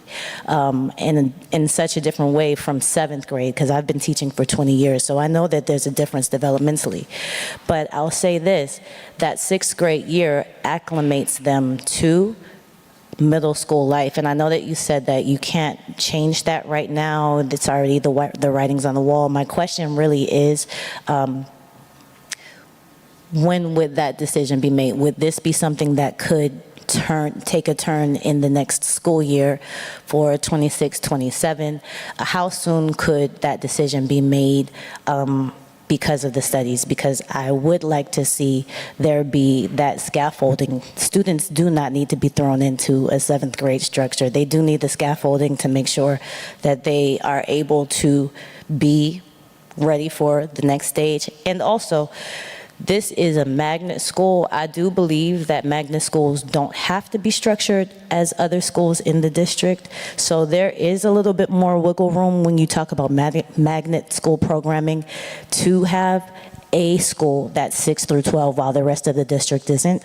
So there can be some flexibility depending on the vision of the school and the needs. I would say that there should be more focus on developing the elementary schools so that they are feeding the middle school and high school, that there are more dance majors or music majors or things like that, just more of an emphasis on the elementary school level so that students are prepared to come into this structure with more talent. I think that that's something that we could develop in the school, and I think that, is there any room for choice of like, because you go to the school where you're zoned, but is there any wiggle room on how that could look? So that's also, so in former districts was dictated by board policy. So I'm coming in hearing that if you live in this zone, this is where you go to school. Those are the things that I have to find out more details, like, because I don't, some of the policies need to be updated. I mean, quite a few of them need to be updated to actually represent today's situation in the city school district, and I can't give you an answer right now. That's fine. But also, the question I had before was, how soon can we know? So I'm not going to over-promise because I can't. I said that I'm going to ensure that we have a study done, and once I get that study and it tells me the right direction, I will present it. We will have a conversation. It's not just a Mario Strickland decision. It needs to be a collective decision. So we're looking at like sometime this year. I'm not telling you that because I don't know. But I just know that for next year, the PSR is in and approved by the Board of Regents that this is a 7 through 12 school. I understand. That's all. I'm just trying to see if we can get that done. Trust me, I hear you. I hear you, and I was a 6th grade teacher myself. So all right. I got you. Thank you. Thank you. I got you. Yes. Good morning. Good afternoon now. Afternoon. Welcome, Dr. Strickland. Thank you. My name is Dr. Sonia Cole. I'm a community psychiatrist here in Mount Vernon, and I have a child who attended Mount Vernon Public School more than 20 years ago. Research in mental health shows that adverse childhood experience trauma can affect, I'm sorry, I get nervous when I talk, can affect your life outcomes in terms of, you know, your physical health later on in life, your mental health, your achievements later on in life. And it also shows that when you provide a trauma-informed environment, whether it's in schools or other places in the community, you provide that kind of support, it really helps to heal and to promote mental, emotional, and physical health. I briefly worked in one of the schools in Mount Vernon as a psychiatrist under a grant that was provided years ago. What I want to know is, what do you see yourself being able to do to make sure that you are, the school environment is providing the support to nurture the mental, emotional, and physical health, providing the staffing, providing a trauma-informed environment to support this, and working with agencies in the community to promote that. Thanks. No, great question. And by the way, just to say, I went to SUNY Buffalo Medical School, so I know good things come out of Buffalo. Thank you. Thank you for that. Y'all heard her? Y'all heard that? Just really quick, definitely big on trauma-informed care. There's actually a new terminology, trauma restorative care that's coming out. And when I was in Buffalo in 2016, we had gotten every teacher trained on trauma-informed practices. And here, one of the things that I've already tasked the team with is we have to get down and dirty with a professional development plan that is holistic of all staffs, because my survey actually says that there's staff that has trauma. And if the staff has trauma, then they're not going to help students with their trauma. So we're going to have to be able to work through all of those simultaneously to ensure that we have schools that are trauma informed and actually taking care of the babies when they're in the building. Thank you, but gotcha. Thanks. Okay. Good morning. My name is Tamara Berthaud, and I'm the school social worker at Edward Williams. I'm also a community member, and my daughter's a student here at Denzel, Washington. So I did want to speak today, even though I'm nervous, just to talk about some of the things I would like to see. I've been in the district, working directly for the district for going on my 16th year. And before that, I worked through a community agency with Dr. Cole to provide mental health services in the schools for about 8 years. And one of the things that you mentioned when you first came was consistency, which, that's what I've seen over the year that I constantly talked about is one of the detriments to our district is consistency. I'm glad that you're looking into it for our special education students, because I've seen that too, where kids are in one group and then next year they're in a different building, and, and their siblings are in other schools, and that makes it hard not just for the students but for the families in terms of getting their children to school. So I'm glad to see that that's something that you will be addressing. Also, as the young man so eloquently mentioned, the fiscal crisis that we're in, and even I know some of it is government funding, but a lot of it, sometimes we get grant funding that we don't use wisely. And even in terms of the development of those programs and what we can offer our students, because we have a lot of things in this community.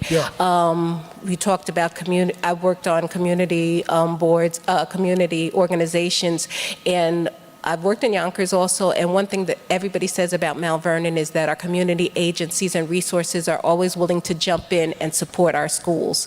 So hopefully we'll be able to continue our work with these programs and facilitate strong working relationships with the Youth Bureau and Family Services of Westchester, WJCS, and all these other agencies that have been working with our students.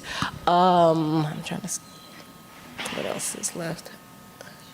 Oh, and just in terms of the grant programs, I've had the opportunity to work in some, and one of my concerns is I know it's a board, some things are board, the process through the board, and just figuring out how to streamline it from when we apply for the grant, we accept it, we hire staff, because sometimes we get these grants and we're hiring staff a week or 2 weeks or before that program's set to be in place. So there's no real planning so that we can make these programs the best that they can be. We've had several great opportunities, and either there's not a lot of students who participate in them because of the planning and advertising and so on for that. So just looking a way to streamline what it takes to get the program off and running as soon as we get approval for that funding, hiring staff and that.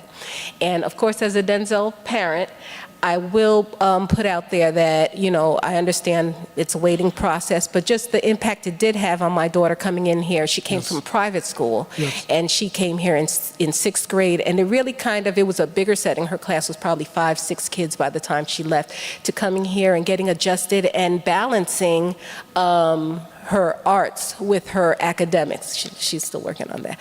But also, I know you said, you mentioned something about wanting those opportunities for all the students in the district. And I agree with that, but as we know, sometimes when you work a little harder for something, you're more committed to it. And just this process of admitting the students into Denzel, Washington, and even STEAM, because STEAM, they have to take a test. But it kind of helps them be a little focused. I've had students at my school who, I've helped even through the application process. So just them getting into the mode of practicing and training for that and coming in and how to handle themselves in that situation and the impact it has, because I've seen those students and 2 or 3 years they're in Denzel, and students who maybe weren't that interested in academics, they're like, Ms. Berthod, I'm now on the honor roll and so on. So, I just want to, I know you have a lot on your plate, but hopefully you'll take that into consideration when we look at the impact that this school has, in schools like this, whether it's STEAM, whether it's here, whether it's the specialized high school at specialized programs at the high school, the impacts that these programs have on our students and their success. Thank you. Definitely got to be working with the community. You have to work with finding all your resources when you have limited financial resources. Yes. So definitely we'll be doing that, and already started meeting with the grant liaisons at the district office to find out where we are, why things aren't successful, so on and so forth. Did that this week. So I'm hearing you. I definitely do. But thank you for your service to our district. Okay. Thank you. I'm setting a timer because I'm trying to stay on point. I want to say thank you, Dr. Strickland, for setting up this environment in which we as the community, as parents, as people of color, as people in general, you're saying to us today that our voice matters. I am a former teacher in the New York City school system. I taught for 35 years. I was part of a group called the Mount Vernon Parent and Community Forum and Education, who started Parent Involvement Day. That's a big story within itself. But what I want to say is that there should never be this should not be that we, the parents, the community, was not informed way prior to, that this school would no longer house 6th grade.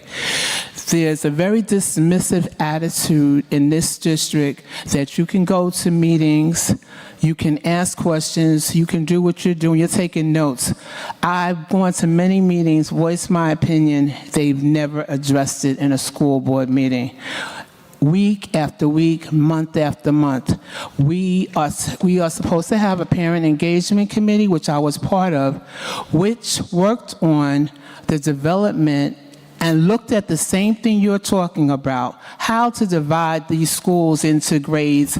They looked at the same thing you're going to do. We constantly reinvent the wheel. That was done with Ms. Johnson. And now you're talking about doing it again. But nobody talked about taking out the 6th grade. And we know it is best practice. There's lingo that we talk about all the time. I think that we have to stop. We vote for people, we put people in position, and when they get in place, they totally ignore the people who place them there. And parents, what do I want to see? I want to see parents being acknowledged. I want to see meetings in which parents, now that we have Zoom, the meetings should be Zoom as well as in school, so that parents can come in. I want meetings to not be where top down, where you just listen to information. Parents should not just come to sell pizza or whatever those other things we do, but we should be listened to. We should be able to ask questions. We should be having things where we're taught and educated on best practices, even as parents. That's not done. And I'm, as a former educator, I've gone through many schools. My granddaughter is a student here. She's going to be, I can't figure out if it's 10th or 11th, but she'll be 16 next year. She's a dance major, and I'm proud to be a part of this school. But I'm tired. I'm tired of going from school to school, and when I want my voice, it's not that you have to agree with me. But I want to know that my voice is heard by the behavior and the actions that take place, and that answers are coming forward. And that doesn't happen in this district because they just take people for granted. And so moving forward, that's what I would like to see. Just like, why was the 6th grade taken out and nobody knew anything about it? We shouldn't even have to come to this. And now you're talking about doing research when you know research already shows that middle school starts in 6th grade. You know, so it's like, I get it because you're new, but and you have to do what you have to do, okay? But going forward, I hope that you have a legitimate parent and community engagement committee where parents are really involved, and I hope that I could be part of that. Because, you know, when I retired, I didn't retire from life. One of the things that's most important to me is our children, and I want to be a part of that process.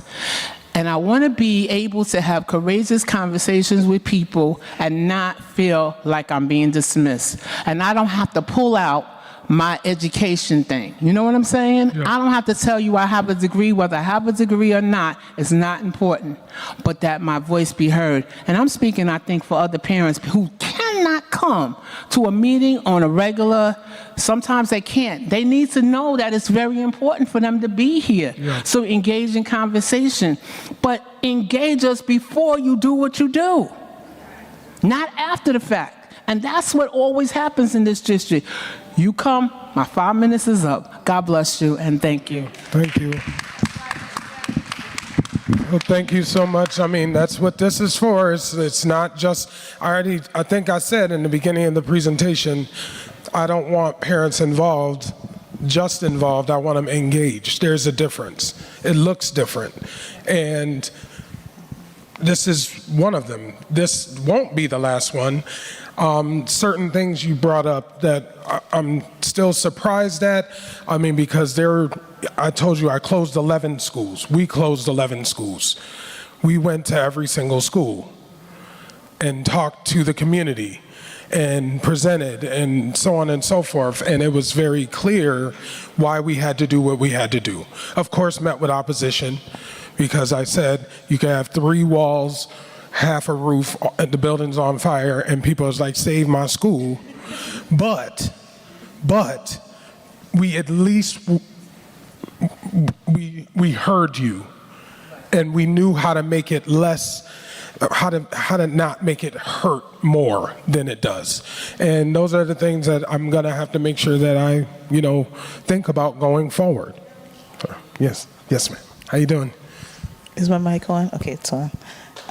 Good afternoon. Thank you so much for having this meeting today, Dr. Strickland. Thank you so much, everyone, for showing up today as well. Thank you. I have a couple of different questions. But first, how do we ensure the integrity of the magnet schools? Because we have the STEAM Academy, we have Denzel Washington School. Those both were created with certain visions, and the kids would have to test into the schools. With the reconfiguration, it brought in kids who have no interest in the arts program to Denzel Washington School. Those kids don't want to be here.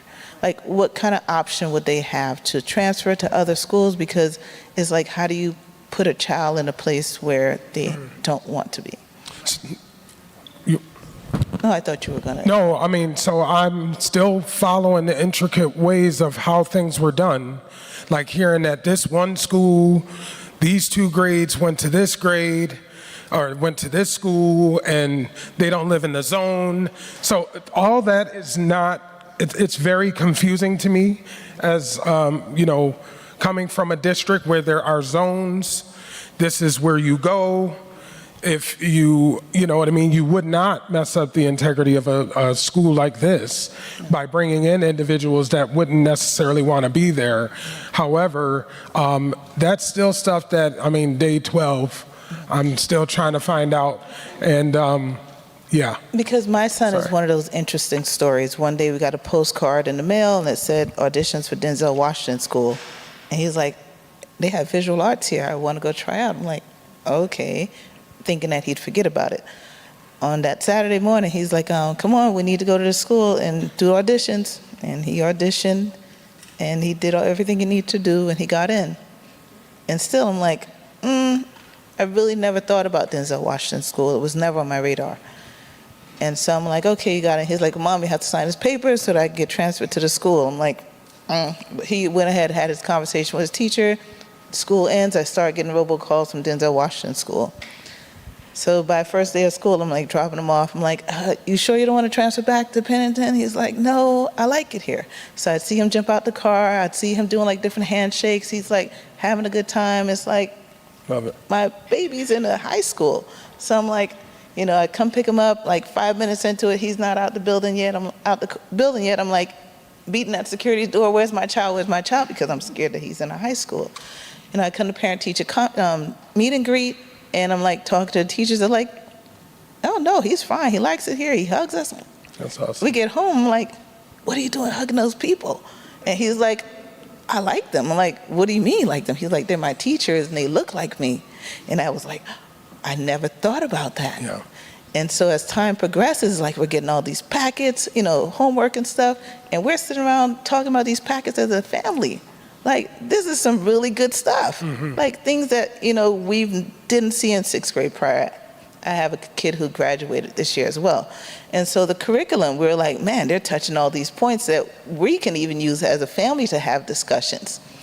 So even with the reconfiguration happened, I'm like, listen, buddy, you know, the schools are changing. It's not going to be what it was like before. You know, let's start transferring back. And he's like, no, I like my school.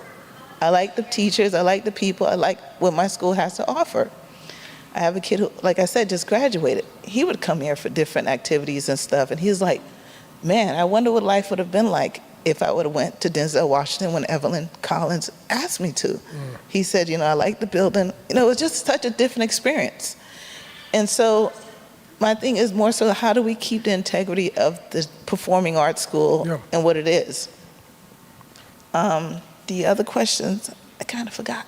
But well, just you can always email, and I'll be willing to answer and things of that nature. But like I said, I do understand the integrity question of both specialized schools. But then I also, you know, got to think about then how do we pour extra resources into Mount Vernon High School?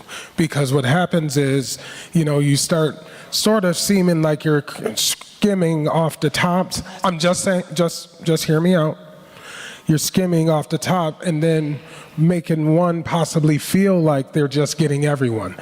But wait, hold on to that point where I have parents who are like, I can't wait till my kid can go to Mount Vernon High School because they have culinary programs. How their child is looking forward to go to the nursing program. You know, so there's so many amazing programs at all the schools because I'm also PTA council, vice president. And so I had a certificate to give to one of the honorees. And I was walking through Mount Vernon High School. I'm like, oh my God, I had no idea this was here. I had no idea this was here.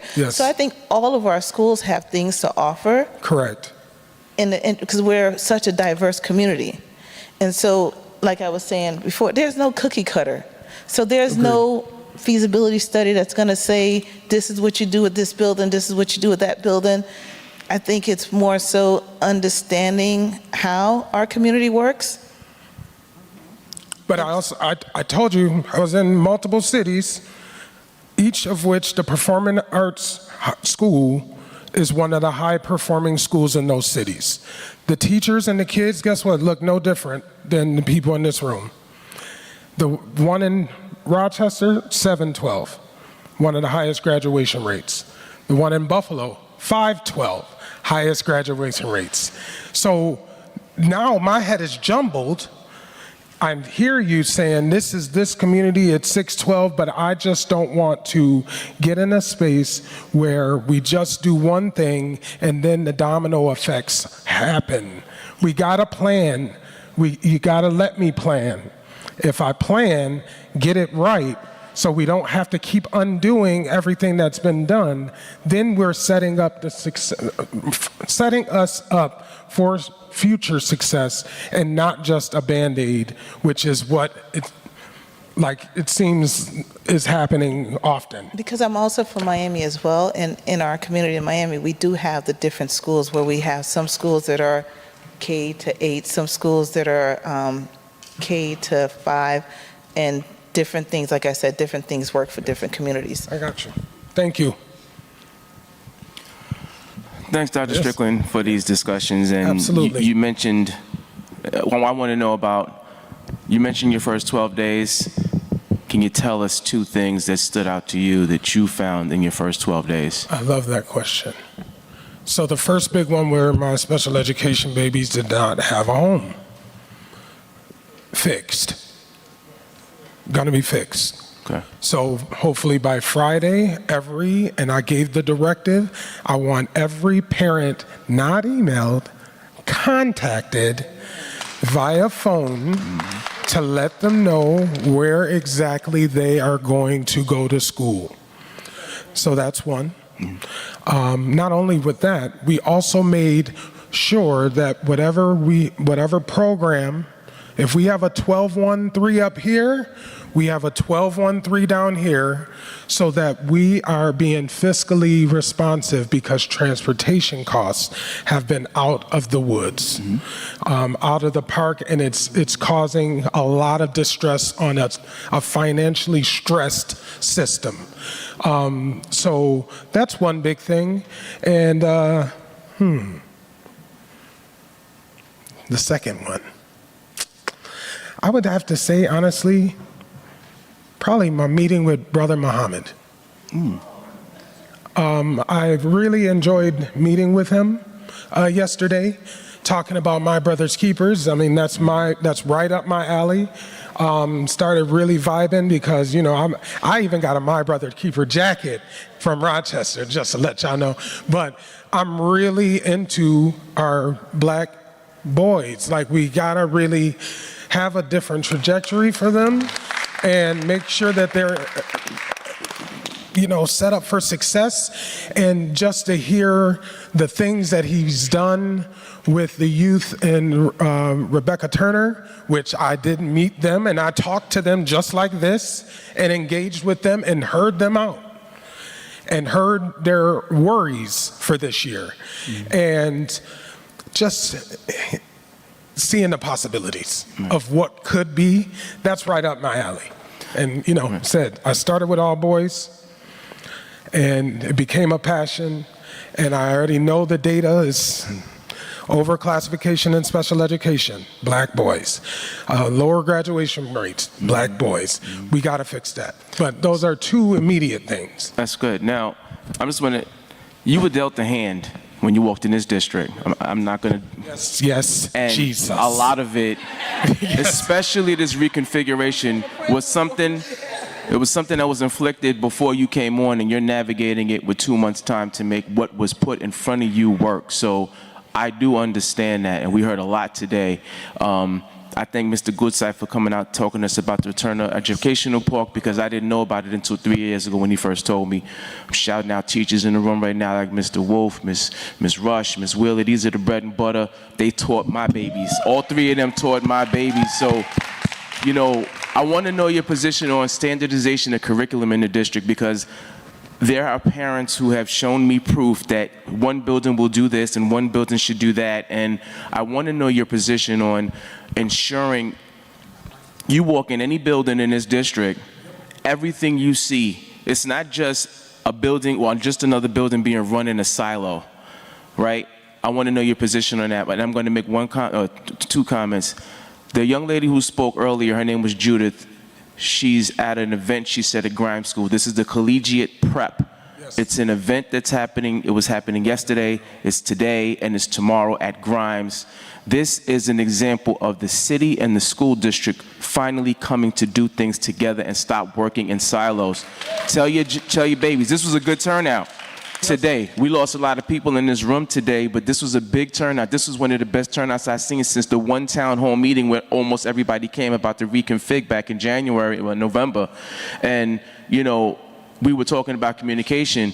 Listen up. The first board working session is this coming Tuesday. The public can be there. We're not voting. We're coming to talk about the resolutions on the board docs for the coming board meeting 2 weeks from now, a week from now. Yep. You can come in, you can ask questions, 6:30, Board of Education. Come in, ask questions about the resolutions, hear the board, ask questions. This is something that we voted to have happen almost an entire school year ago, and we never saw it happen. It's happening for the first time. You want to hear about what's going on? You want to ask questions? That's when you come out and you talk and you hear what's going on. And we're moving to make sure with Dr. Strickland It comes in the mail. It comes in a book bag. It comes in email. It's a phone call. It's online, right? If we got to send ravens, we're going to fly ravens. Ravens. I want your position on the what I was talking about as far as making sure we're not working in silos, standardization of curriculum. So that's huge in me. So I do call myself the teaching and learning superintendent. Before, I was deputy superintendent of teaching and learning for the Rochester City School District. What we did was implement a vision for excellent instruction that went across all schools. When we go into a school, we wanted to see if every student felt seen, affirmed, and valued.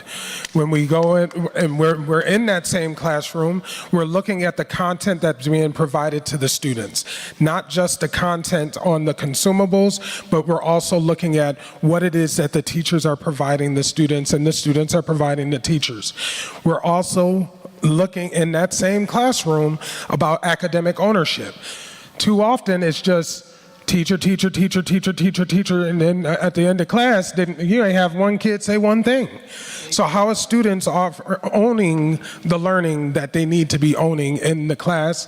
And then finally, we always look for demonstration of the learning. So it's not just teaching, it's then allowing the students to struggle and do the work, and teachers facilitating that process.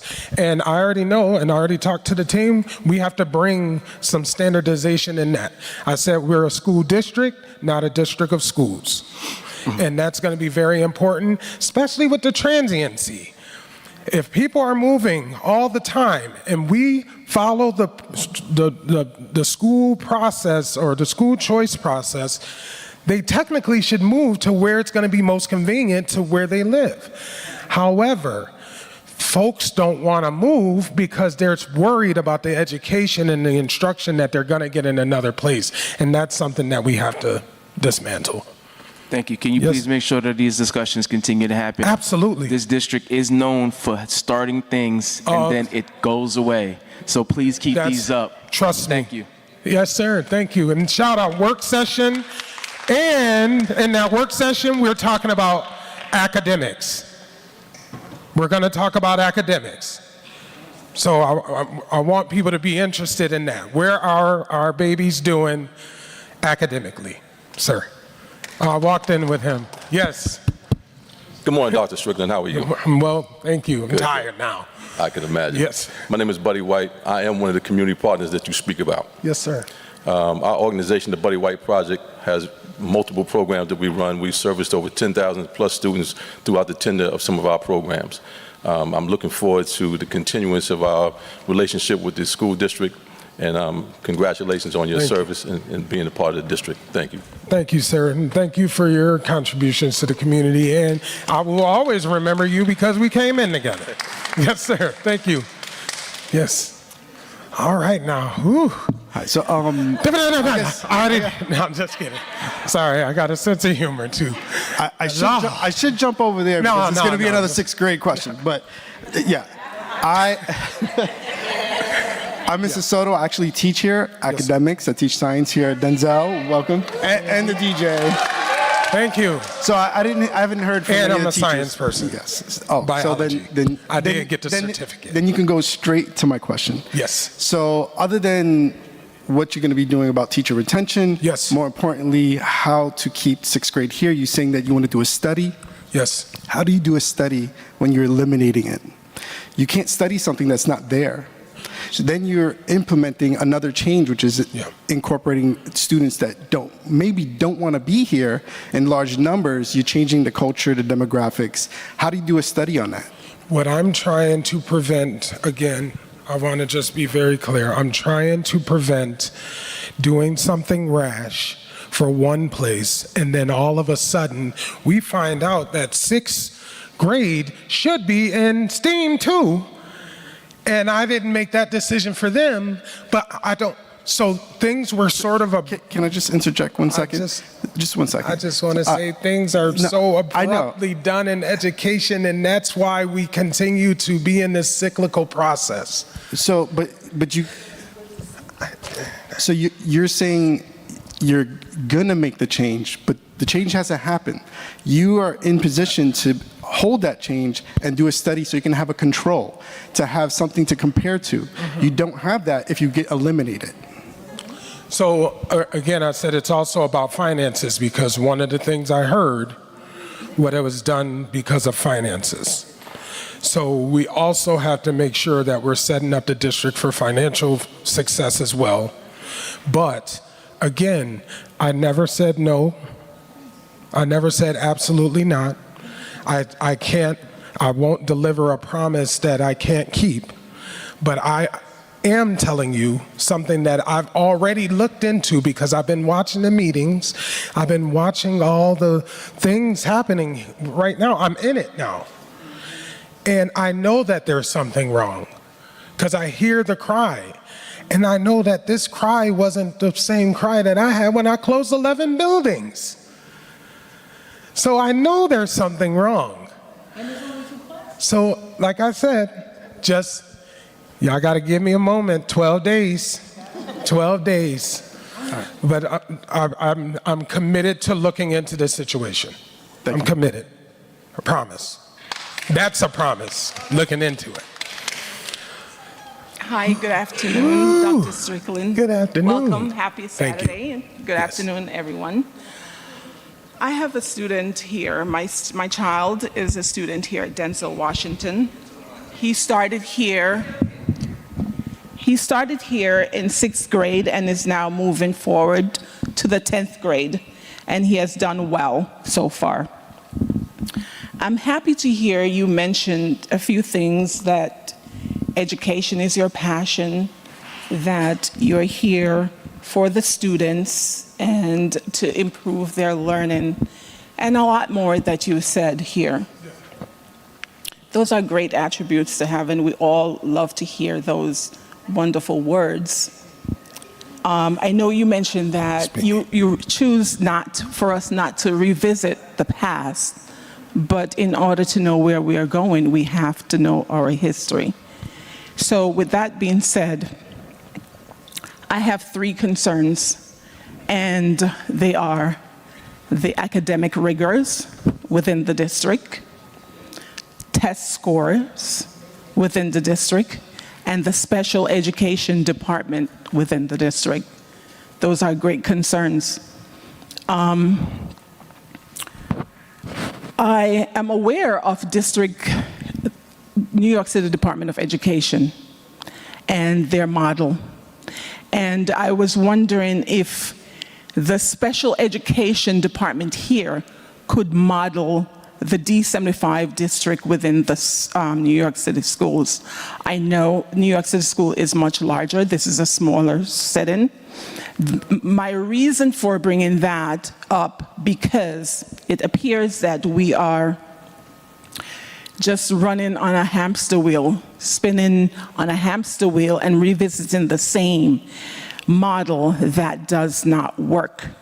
So I'm here to ask you, can you share with us a gist of your vision for 2025-2026 school year for the 3 concerns that I have mentioned? So the first big one, I already told you yesterday, this week, I was met with hearing that there were 600 special education students that did not know where they were going next year. That is a huge concern of mine. I demanded by Friday there be a plan, and we know what we are going to do for every single student for the school year. That has been done. So now there's a continuum of services in specific buildings where we are able to place students in their respective buildings, and that was not the case. It was all jumbled. Right. And I already heard, I heard in my talks, you go here for 1st grade, and then all of a sudden there's no 2nd grade teacher, and they're going there. That's all taken care of. Academics is huge. I'm gonna tell you this, I have heard very limited academic conversations. Our work session is starting off with academics. If everything is rooted in student outcomes. If we're talking about everything else, but we're forgetting about the academics. Not saying everything else isn't important, but if we're saying all these, like I know y'all be watching these meetings because these meetings be live. Because I was watching, I'm like, ooh, get my popcorn. But it's sad because it's such high viewership, but we're not talking about kids. The closest we've gotten to talking about kids and their needs has been about the lunch program. And I respect that, because if the babies are not nutritioned properly, they can't be set up for success in the school. But that's the closest. But the lunch brings in money, and that should not be the foremost what they discuss. But what I'm saying is, it is also my job to lead the discussion. So I'm already making a point to lead Tuesday's discussion. We have an iReady presentation. First of all, I'm going to tell people what a board work session is, and I will be doing presentations. We have an iReady presentation and a presentation on school comprehensive education plans. Great. That's the nuts and bolts of a school district. Our number one responsibility is to service students for teaching and learning, not everything else. That's on the forefront, and then we got to talk about the other stuff, absolutely, because it is a big deal. So once we get the academic focus at the forefront, then all of a sudden we'll start noticing, slowly but surely, because too much growth is also not good, we will start to see test scores rise. It's going to take a minute, because there's all this hurt, all this curriculum that's all over, and now people know that that's what I'm looking at. So that's the answer. Yeah. And I don't know about District 75. I like more inclusive strategies and things of that nature with kids getting possibilities of being included with their general education peers. I'm big on that. I like the ICOT model, or the integrated co-teaching model. That should live in schools, especially if students are in self-contained. We know that if students graduate or leave or move up from 8th grade and they're in special self-contained classrooms, they're very likely not to graduate. We want to stop that death sentence. We need to really think about how we're going to get them acclimated into the main classrooms and things of that nature, with providing additional support. So I believe my concern is having students in areas where they will not thrive in appropriate settings, that children are placed in settings that are not conducive to learning or to support them and their needs. Yep, that's why I have work to do. I got to make sure every school is set up exactly for that. Okay. Thank you. Thank you. Dr. Thomas, you got something to say? Don't tell me. I know 6th grade. Thank you, everyone. 6th grade. Thank you, everyone, for coming today. Thank you so much. I heard y'all. We appreciate all of you. We love you. Miss Thomas, can I say something for 6th grade? Hi, Dr. Strickland. I'm Miss Smith. I'm a 9th grade ELA teacher here at Denzel. What I want to say about 6th grade is you're not just... All the staff of Denzel, please stand. You're not just cutting a grade level. What you're cutting is relationships. Miss Atterbury and Miss Mack are the greatest. When I look to Miss Atterbury as a veteran teacher. Miss Atterbury's mom also was a teacher in the district. Yep. I see her around the district. I see her when I go shopping and we speak. As a teacher, Miss Atterbury is a veteran. And if I have a question about curriculum, if there's a novel that I don't know how to teach, if there's a student that's giving me issues, I can go to Miss Atterbury, and I know that when I leave there as a teacher, I've learned something that I can bring to my students. I'm getting emotional. The 6th grade students, those are her babies. And they're transitioning to 7th grade. And to know that when they come in September, that safe space will not be there those two teachers that they had and loved, who nurtured them, will not be there. It's going to be hard. So I'm saying to you, you're not just cutting a sixth grade, you're cutting relationships. So please reconsider, Dr. Strickland. I know it's the money and finances and what's in the best interest of the district may not be what's in the best interest of this building and these students in this building. So please, if you can make it happen, Dr. Strickland, I know you... We're a school district. Not a district of school. I know. However, I'm going to look. Even in addition to what Ms. Smith just said, the students that are being placed in this building, we were told that we cannot audition them, and that's problematic for me because how am I going to service them in the proper way if I don't screen them properly? And I'm not saying that they're going to go through the full audition process, but I have to screen them. You also mentioned that Mount Vernon is a jewel of Westchester. You cannot know a jewel is a jewel without a shine. This is the shine, and you're about to erase it. Yes. That's all I want to say. Don't say I'm about to erase it. It was already erased. Don't have the power of the pen. No. I told you. So there's deadlines. There's deadlines for these applications. That was put in March. I know the process. That was put in March. It wasn't all of a sudden, but just give me the time. Give me the time. I can't, Lord Jesus. I hear you. Trust me. I don't know. I wasn't here. I was somewhere else. I'm just telling you. But amen. I'll be here for 8 minutes. Okay. Because I really do need to get my rest and get on with my Saturday. But thank you. Also, something else. So we'll be having new teachers and new students. And in that interest of time, I want you to give those teachers time to get acclimated to a new building, new admin, a new culture, and give also those students who are coming from different buildings time to get acclimated to this school that they may not necessarily want to be in because they're not interested in the arts. So I think in this new school year, we should give each other grace. You as the new admin, the new staff also. We lost a very great member of our team because of the finances. And I know that in September, I'll have scores of students who will be going through it. Talk about that social and emotional aspect because they've lost an ELA teacher, right? And there's going to be a lot to get them through that. So it's going to be a lot. So thank you. So just to underscore that on the 3rd, we have our orientation, and it'll be an orientation for both parents and